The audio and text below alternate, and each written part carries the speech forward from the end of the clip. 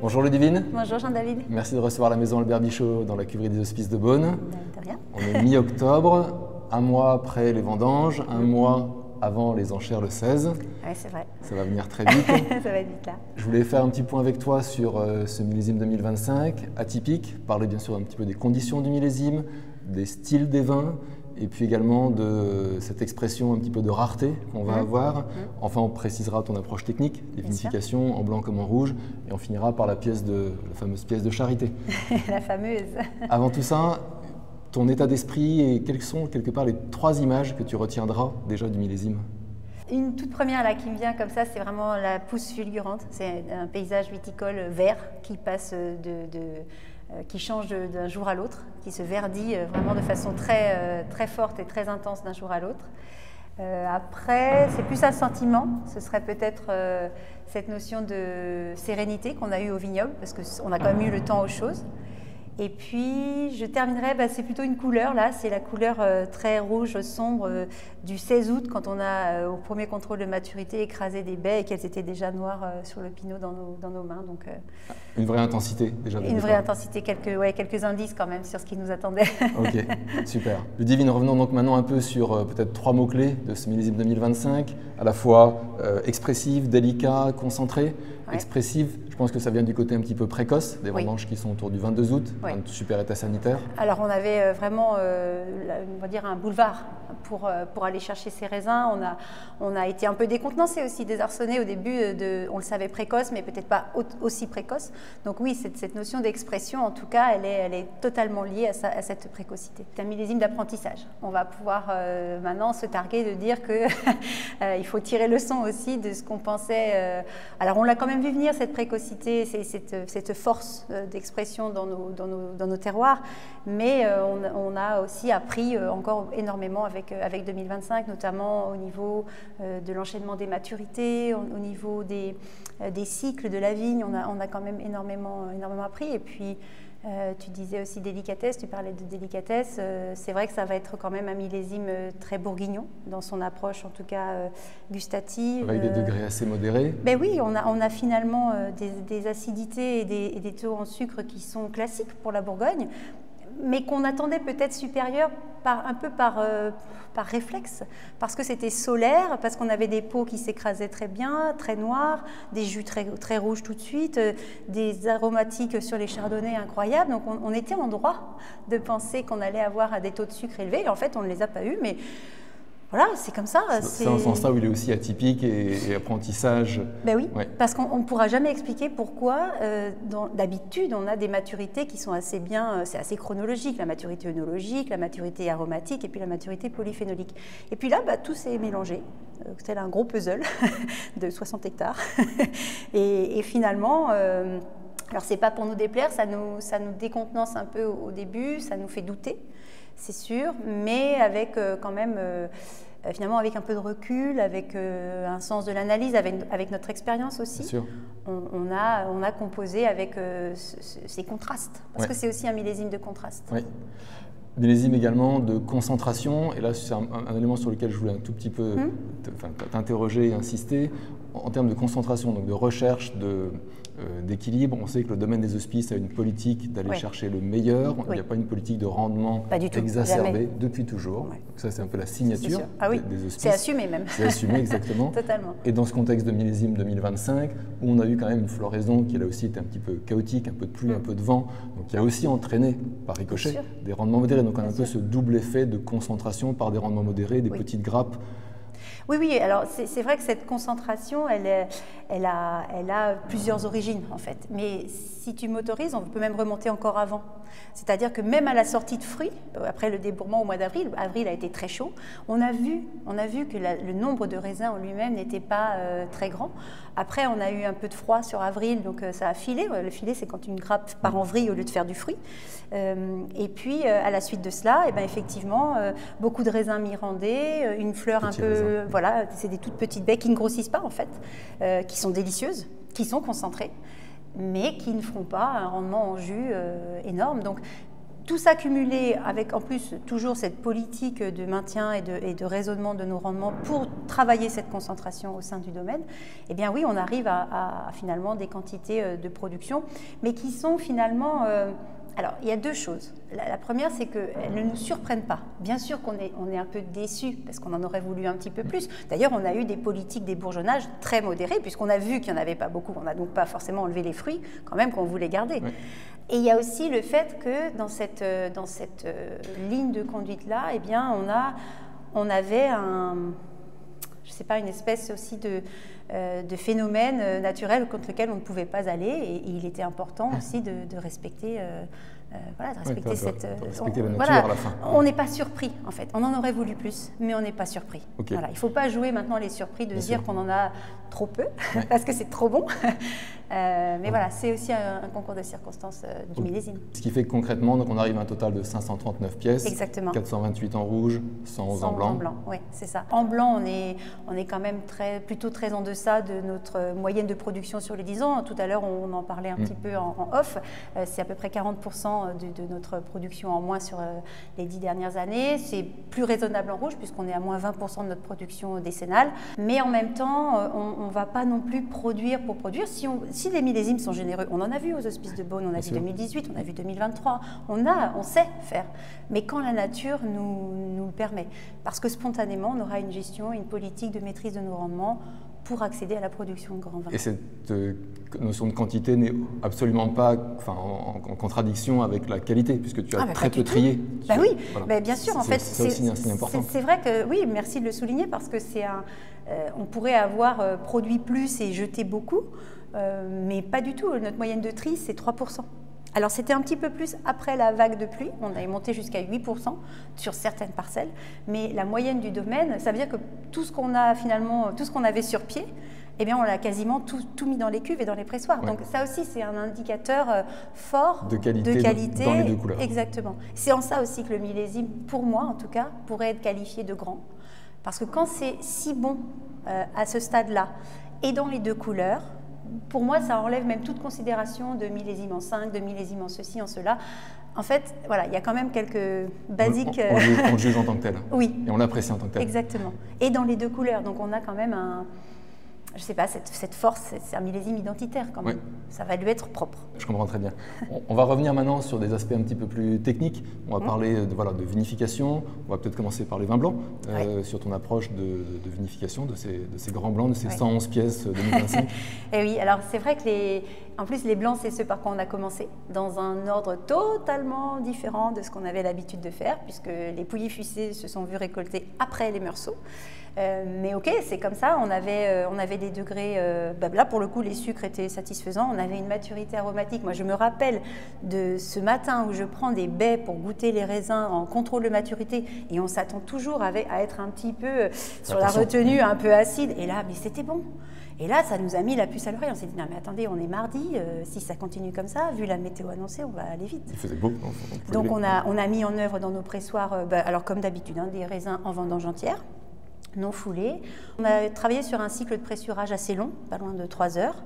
On est monté assez haut en pression. Oui, on est monté à 1,8 bar. Alors, c'était pas pour aller chercher du jus qu'on n'avait pas, mais c'est parce qu'en fait, les pépins étaient très beaux. Donc, on ne risquait pas la surextraction. On ne risquait pas de côté végétal non plus, puisque l'aromatique était belle. Mais on a voulu aller chercher un peu, peut-être une structure, un peu de tanin. Une matière, une texture. Un peu d'extrait sec, ce qu'on appelle en jargon technique, un peu d'extrait sec. Et les jus écoulés étaient sirupeux, c'était très très beau, avec des lits magnifiques. Et ça, là dans nos pièces au jour d'aujourd'hui, on va pouvoir se targuer de dire qu'on a mis des lits vraiment propices à l'élevage, qui sont très belles, très nourrissantes, qui sont très odorantes. Qui vont vraiment bien accompagner le vin également durant la phase d'élevage, chez Albert Bichot par exemple. Exactement. D'autant que je sais que chez Albert Bichot, vous travaillez énormément sur cet aspect-là, avec l'optimisation des lits. L'idée, c'était de vous donner un petit package quand même, sélectionné, pour pouvoir après faire avec ce que la nature nous avait donné. D'accord. Sur les vins rouges, en termes de vinification, je suis toujours à l'étage avec Uvry au-dessus de nous. En fait, ils sont là maintenant. Ils sont là maintenant, ils sont devant nous. Ils sont bien sûr les potes au-dessus. Alors, on a eu trois grosses phases quand même. Comme cette maturité aromatique était très intéressante, on a voulu aller chercher ces arômes dans une phase, en tout cas techniquement, qui nous est propice, c'est la macération préfermentaire à froid. Donc on a utilisé cet outil du froid pour aller chercher dans la pulpe et dans les fruits ces arômes, les mettre un peu à l'abri grâce à une température fraîche, hein, le froid ça conserve.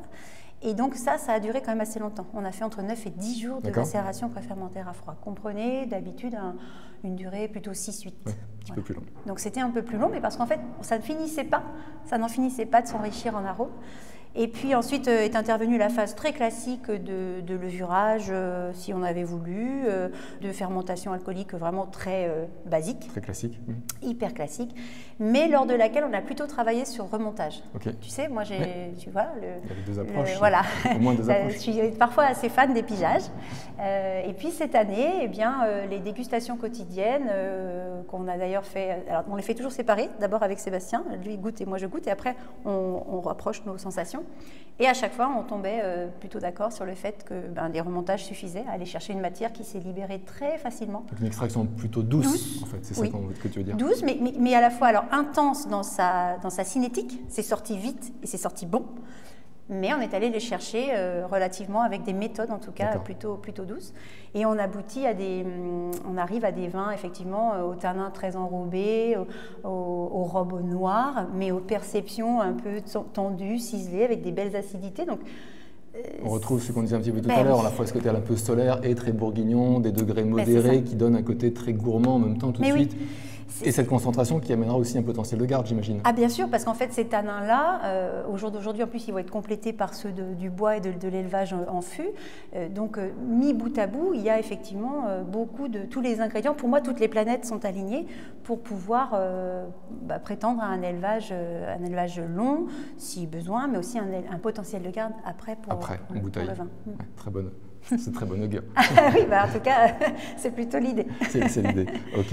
Ludivine, est-ce que tu peux également un petit peu nous parler des expressions aromatiques par grande zone de terroir? On sait que le parcellaire des Hospices de Beaune, c'est plus de 120 parcelles, réparties du nord au sud de la Bourgogne, quasiment, bien sûr autour principalement quand même de Beaune et lié à cette histoire depuis 5 siècles.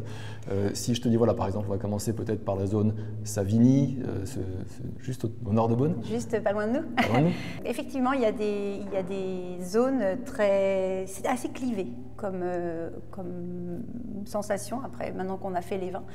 Savigny sera très clairement, finalement, pas si loin de certains secteurs de Beaune, les Beaunes les plus au nord, où là, le mot de concentration va s'exprimer. On a fait des Savigny puissants, on a fait des Savigny, je parle d'un point de vue aromatique, mais avec des textures de tanin très dentelles, très digestes. Voilà. Pour moi, ce serait vraiment le point, la pièce, le côté d'identité de nos Savigny.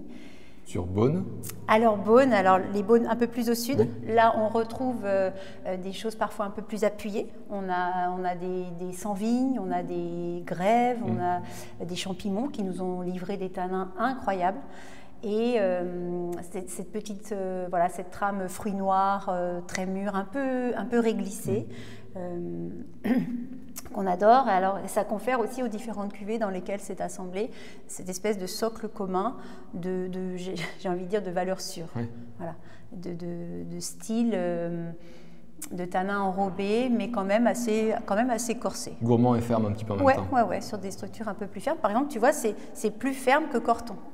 Si on revient un peu au nord, Corton, on aura la délicatesse à l'état pur. Moi, je suis complètement séduite par ce que cette colline de Corton nous a délivré cette année. En plus, fait complètement inédit, on l'a vendangé avant Volnay.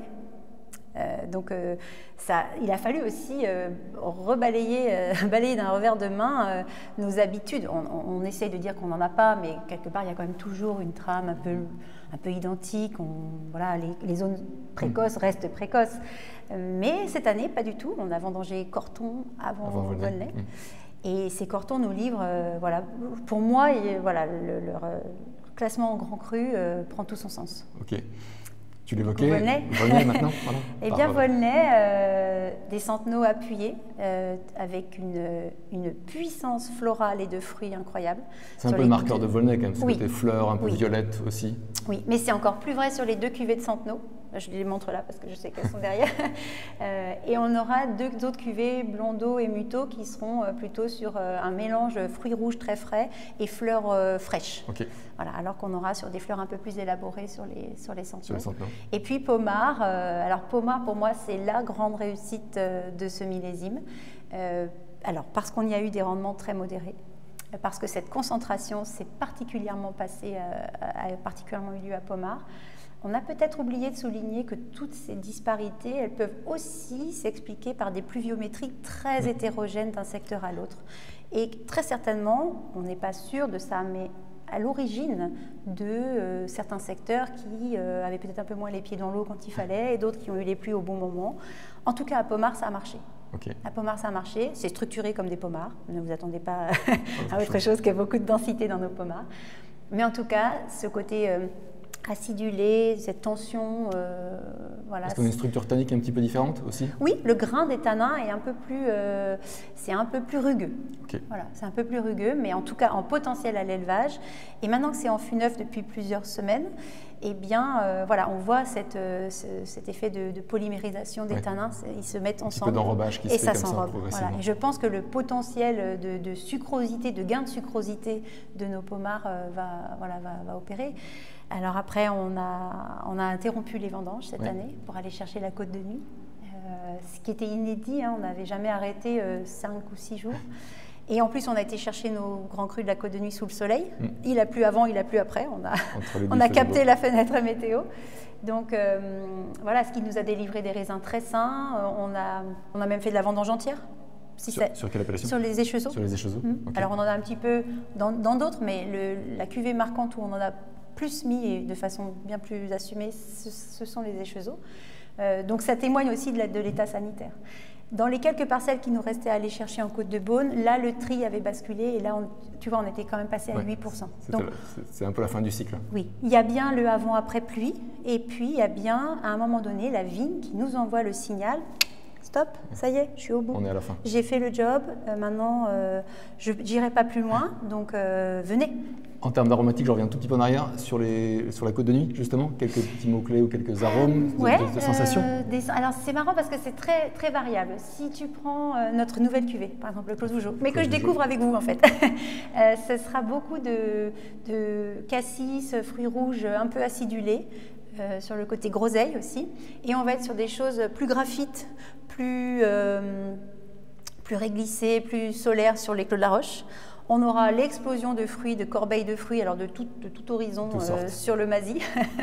Et puis les échezeaux, le côté très floral, certainement peut-être un peu de vendange entière qui explique, mais en tout cas, je crois qu'on a aussi compris que les échezeaux d'ici, dans leur localisation de cette parcelle-là, ne seront jamais autre chose que subtils.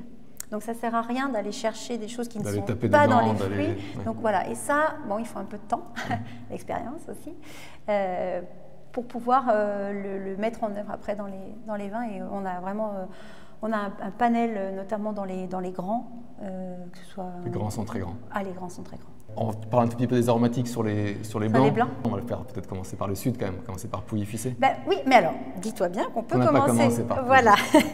Je veux bien commencer par Pouilly-Fuissé, mais une fois n'est pas coutume, pour la première fois, on n'a pas commencé à Pouilly-Fuissé. On a commencé à Meursault. Pour la simple et bonne raison, c'est que la côte mâconnaise et notamment le sud de Saône-et-Loire a connu pas mal d'aléas climatiques qui ont bouleversé l'état sanitaire. Hein. C'est un peu leur millésime 2024 à eux. Donc on a produit très peu, on a 10 pièces seulement de Pouilly-Fuissé, mais on est par contre sur des arômes extrêmement ouverts. On a du fruit jaune, de la poire, on a toute cette corbeille de fruits. C'est pas très exotique. Finalement, Meursault va plus exotique, plus sur des arômes, des agrumes, sur des zestes d'agrumes, sur des choses un peu plus ciselées. En revanche, dans tous ces vins-là, on aura cette densité. Alors, je pense que le pressurage a contribué à apporter ce petit tiers lien. Comme ça, ce lien entre tout. Oui, oui. Donc tu vois, on aura une côte de Beaune, notamment au sud, sur les Meursault et Meursault premier cru, qui sera peut-être un peu plus péchu, un peu plus acidulé. Et puis après, on a les grands aussi de Corton qui rentrent dans la danse, les Corton blancs et Corton Vergennes, Corton Charlemagne. Là, c'est salin, c'est sapide, ça fait saliver, c'est bien plus minéral que n'importe lequel, même que le bâtard montrachet par exemple. Le bâtard montrachet, on revient sur de la rondeur, le côté rassurant, le côté chaleureux du bâtard montrachet. C'est le côté solaire aussi qui s'imprime un peu plus sur le montrachet que sur Corton. Oui, l'empreinte des vagues de chaleur a peut-être eu plus d'effet. D'ailleurs, les raisins étaient beaucoup plus mirants sur les bâtards montrachet que sur les Cortons Charlemagne. La floraison peut expliquer ça. Les bâtards sont toujours plus en avance, donc quand il a plu et fait un peu de vent sur une fleur plus avancée, forcément, les baies s'en sont ressenties. Mais valeur sûre en Corton, sur cette colline, voilà, pour moi, une fois de plus, incroyable. Qui tient son rang. Ah oui, vraiment. Non, vraiment, il y a des années, il y a plus de disparité et on peut vraiment, finalement, décider et puis juger. On est là pour ça aussi, on est là pour se faire un avis, mais c'est plus compliqué, je trouve. Voilà, il y a un peloton, il y a un peloton grand cru qui est solide là. On les oublie pas. Saint-Romain, Chablis. Bien sûr qu'on ne les oublie pas. On a récolté Chablis avant Saint-Romain. Chablis, un état sanitaire bien moyen, avec quand même une dégradation des fruits. Donc on a fait un pressurage plus court. Tu vois, on a été chercher, on n'a pas été trop joué avec l'extrait sec. On a plutôt essayé d'aller chercher cette fraîcheur aromatique. Et Saint-Romain, la petite dernière, c'est parce que c'est celle par laquelle on a terminé, c'était notre polé. Et Saint-Romain, moi je le qualifierais vraiment d'un peu plus austère, un peu plus froid. Froid dans son... Un petit peu sur la réserve. Plus timide en arôme. Tu vois, tu me demanderais de caractériser les arômes de Saint-Romain. Pour l'instant, voilà, c'est fruité, mais sur des fruits blancs. Voilà, c'est plus acide aussi. Donc oui, il faudra certainement un bon travail d'élevage. C'est là que vous intervenez. Vas-y. Je devine évidemment, il n'y a pas de vente des hospices de Beaune dans ce que moi j'appelle l'enchère dans l'enchère, la pièce de charité, la pièce des présidents. Oui. Cette année, votre choix s'est porté sur un pommard premier cru rugien, un des terroirs, un des climats les plus célèbres de pommard. Oui. Pourquoi ce choix? Comment il goûte? Alors, pourquoi ce choix? Comme on l'a évoqué tout à l'heure, pour moi, pommard porte vraiment tous les très bons côtés des stigmates que va nous laisser 2025. Cette maturité, ce côté solaire, cette délicatesse, ce qui n'est pas si courant dans pommard. Donc il était pour moi vraiment une emblème forte de cette année. Après, on a aussi un peu le coup de cœur. Voilà, on a un coup de cœur et quand on se bat pour faire des remontages sur la cuve parce qu'elles sont trop bons, je crois qu'on a quand même quelques indices. Bien que moi, j'étais assez séduite par la cuve des Volnay taille-pied que je pressentais. Moi, je votais taille-pied, Sébastien votait rugien, Sébastien qui est mon adjoint. Et puis après, ça s'est joué à coup de pipette. On a fait un duel de pipette et très vite, je me suis ralliée à sa proposition qui était de toute façon aussi très, j'ai envie de dire, très emblématique de ce qui sera certainement la suite parce que ce terroir, ce climat des Rugiens, je pressens quand même qu'il va essayer de rejoindre une cuvée monoterroir au sein de nos cuvées. Parce que pour l'instant, ce terroir est dans la cuvée de pommard premier cru Dame de la Charité. Exactement. Il faut savoir qu'on est propriétaire de 0,7 hectares, que c'est un assemblage d'une partie pour un tiers des Rugiens du haut, pour 2 tiers des Rugiens du bas, que les deux se marient très bien. L'âge moyen des vignes est très, très variable, ça peut aller de 45 ans à plus de 70 ans. Ça fait toujours des tout petits raisins très concentrés, ça mûrit très bien. C'est un très beau secteur, pressenti même comme des grands crus. On est nous-mêmes propriétaires sur les Rugiens avec le domaine du Pavillon. Exactement, vous êtes en plus juste à côté de nous. Je te rappelle, je t'informe même qu'il y a un demi-rang à vous et un demi-rang à nous et qu'à chaque fois on se trompe.